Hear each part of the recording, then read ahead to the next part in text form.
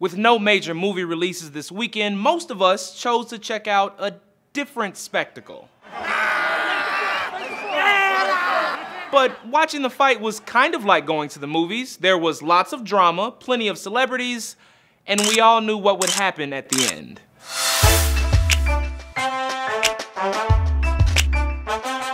The only way Bryce and Kincaid don't make it to so they kill each other first.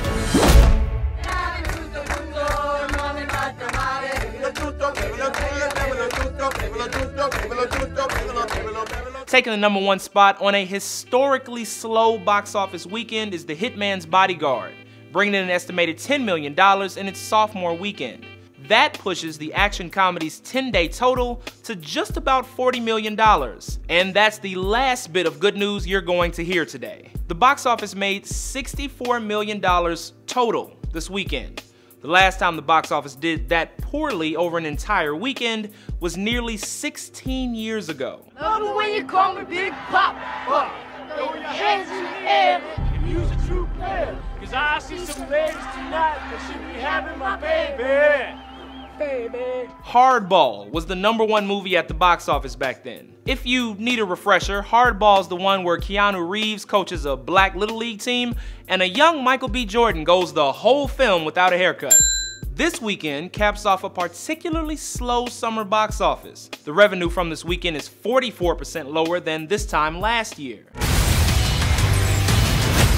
And even with big box office hits like Wonder Woman and Guardians of the Galaxy Volume 2, this summer's total revenue is projected to be the lowest return in more than a decade. It's hard to say what the problem is, but some analysts blame sequel fatigue and, of course, the golden era of television. Why go to the movies when you can watch Frank Underwood at home? Either way, this is a video about movies, so on to #2. She's back. The dog. The devil. Holding on to second place this week is Annabelle Creation, bringing in an estimated $7 million in its third week out. Taking the #3 spot is the only new film to crack the top 3.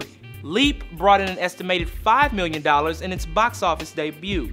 The animated film about an aspiring ballerina was only released in limited theaters here in the US, but it's been doing fairly well overseas, pulling in $58 million in foreign ticket sales. As for next week, if you're really desperate for a trip to the movies, this classic will be released for its 40th birthday.